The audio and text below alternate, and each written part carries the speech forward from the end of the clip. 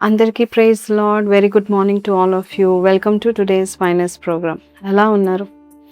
ఎప్పుడు మన ఇంట్లో ఎవరైతే ఎక్కువ కష్టపడతారో, చాలా కష్టపడుతున్నా మీ అందరు చక్కగా తిని కూర్చుంటున్నారని కొంతమంది కోపంతో చెప్తారు. ఎందుకంటే నిజంగానే కష్టపడి అలసిపోతారు కదా.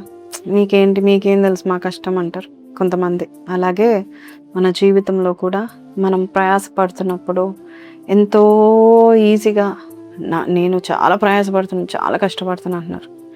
అట్లాంటి వారు కానీ నిజంగా ఒక మాట చెప్తానండి, ప్రయాసపడుతున్నారు, మీరు కష్టపడుతున్నారు. కానీ ఒకటి చూడండి, ఈరోజు వాగ్దానం ఎంత విచిత్రమైన చక్కనైన శ్రేష్టమైన వాగ్దానము. కొరింథీయులకు రాసిన మొదటి పత్రిక 15వ అధ్యాయం 10వ వచనము, అయినను నేనేమై ఉన్నానో అది దేవుని కృప వలననే అయ్యున్నాను, మరియు నాకు అనుగ్రహింపబడిన ఆయన కృప నిష్ఫలము కాలేదు. కానీ వారందరికంటే నేను ఎక్కువగా ప్రయాసపడినది నేను కాను, నాకు తోడై ఉన్న దేవుని కృపయే. ఇప్పుడు మీరు చెప్పండి, ప్రయాసపడింది మీరా? ప్రయాసపడింది నేను కాదు, నాకు తోడైన కృపయే, దేవుని యొక్క కృప అని పౌలు రాస్తున్నాడు. చాలాసార్లు మనం చెప్తాం, ఎంత ఈజీగా చెప్తాం, నేను కష్టం.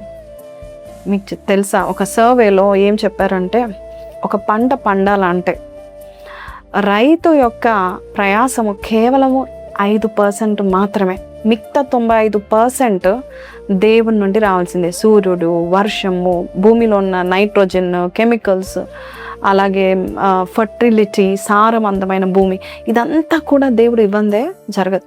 మనిషి విత్తనం విత్తుతాడు, దాన్ని చూసుకోవడం మాత్రమే. అయితే మనం చూసినట్లయితే దేవుడు విత్తిన దాన్ని ఏం చేస్తాడు? పెంచుతాడు.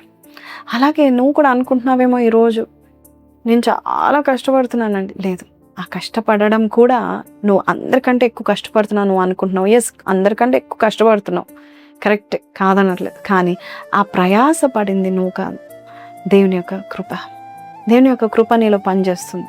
అందుకే నువ్వు ప్రయాస పడుతున్నావు.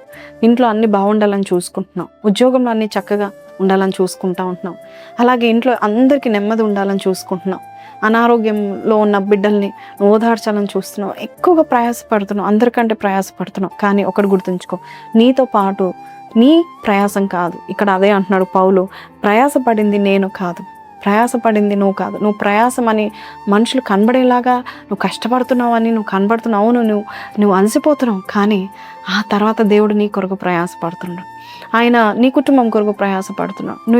నీ కుటుంబం పట్ల, నీ ఉద్యోగం పట్ల, నీ యొక్క సొంత ఫ్యామిలీ పట్ల ఏదైతే ఆలోచనలు ఉన్నాయో, నీ సొంత కెరియర్ పట్ల, నీ సొంత సక్సెస్ విషయంలో నీకు ఏదైతే ఆలోచన ఉందో, ఆయన నీ బట్టి ప్రయాసపడుతున్నాడు, ఆయన నీ కొరకు ప్రయాసపడుతున్నాడు. He is also putting his effort. ఆయన ఎఫర్ట్స్ పెడుతున్నాడు. నీ సక్సెస్కి ఆయన ఎఫర్ట్స్ ఉన్నాయి, నీ సక్సెస్కి ఆయన కమిట్మెంట్ ఉంది. నీ కెరియర్లో కానీ, ఫ్యామిలీలో కానీ, అన్ని రంగాల్లో ఆయన ఎఫర్ట్ ఉంది, ప్రయాసపడుతున్నాడు. నీ కుటుంబము శాపగ్రస్తమైన కుటుంబం, కానీ ఆయన ప్రయాసపడుతున్నాడు. ఖచ్చితంగా ప్రయాసపడి ఆయన నిన్ను విడిపించబోతున్నాడు. అంతేకాదు, నీవేదైతే బాధపడుతున్నావో, ఏదైతే కృంగిపోతున్నావో, చేసి అలసిపోతున్నావో, నువ్వు ఆగిపోయినా ఆయన నీ కొరకు, నీ కుటుంబం కొరకు ప్రయాసపడుతున్నాడు. నీకు మేలు జరిగేంత వరకు ఆయన విడిచిపెట్టు. నమ్ముతున్నావు కదా. సో ఈ రోజు నుంచి నేను ఎక్కువ కష్టపడుతున్నాను అంటే ఎవరు కష్టపడుతున్నారు? యాక్చువల్గా దేవుడు నీ బట్టి కష్టపడుతున్నాడు. దేవుని కృప నీకు తోడుగా ఉంది. సో ఈ రోజు నుంచి ఐఎమ్ లేబరింగ్ అని చెప్పడానికి దేవుడు ప్రయాసపడుతున్నాడు. సో ఆయన మంచితనం జ్ఞాపకం చేసుకుని ప్రార్థనలో ఏకీభవిద్దామా? పరిశుద్ధుడా, మహోన్నతుడవు తండ్రి, నాయన నేను ఒక్కడిని లేను నాయన, నా ప్రయాసము చూచే దేవుడు. అందుకే ప్రయాసపడుచున్న సమస్త భూజనులారా నా యొద్దకు రండి అని చెప్పావు నాయన. ఈరోజు అయ్యా, నీ బిడ్డలు ఎక్కడెక్కడ బాధపడుతున్నారో అయ్యా తండ్రి, ఆ యొక్క పనుల విషయంలోనైనా అయ్యా తాళిమి లేక కష్టపడుతున్నారో, అయ్యా ఎక్కడైతే నైనా వారికి ఓదార్పు లేదో, వారికి సహనం లేదో, ఎక్కడైతే వారికి సమృద్ధి లేదో, ఎక్కడైతే నైనా వారికి నెమ్మది లేదో, అక్కడ నీ నెమ్మదిని దయచేయండి నాయన. నిజమే, మేము చేసేది 5%కే మేము అలసిపోతున్నాం, కానీ నీ మా కొరకు అయ్యా 90%, 95%, 100% కూడా నువ్వు కష్టపడుతున్నావు నాయన. ఇస్సాకుని 100 అంతలు అయ్యా నువ్వు ఆ సంవత్సరం దీవించినట్టుగా నీ బిడ్డల్ని నువ్వు దీవించి నడిపించండి. వారి ప్రయాసం వృధా కాకుండా వారిని దీవించమని యేసు పరిశుద్ధ నామములో అడిగి వేడుకుంటున్నాం తండ్రి. ఆమెన్. సో ప్రైజ్ లార్డ్ అండి. నీ బరువు, నీ బాధ్యత, నీ ప్రయాసం ఆయన చూస్తున్నాడు, ఆయన ప్రయాస పడుతున్నాడు. ధైర్యంగా ఉండండి. కాబట్టి కమెంట్లో రాయండి, God he's taken up all my burdens on him అని పెట్టండి. May God bless you. Have a blessed day. Praise the lord.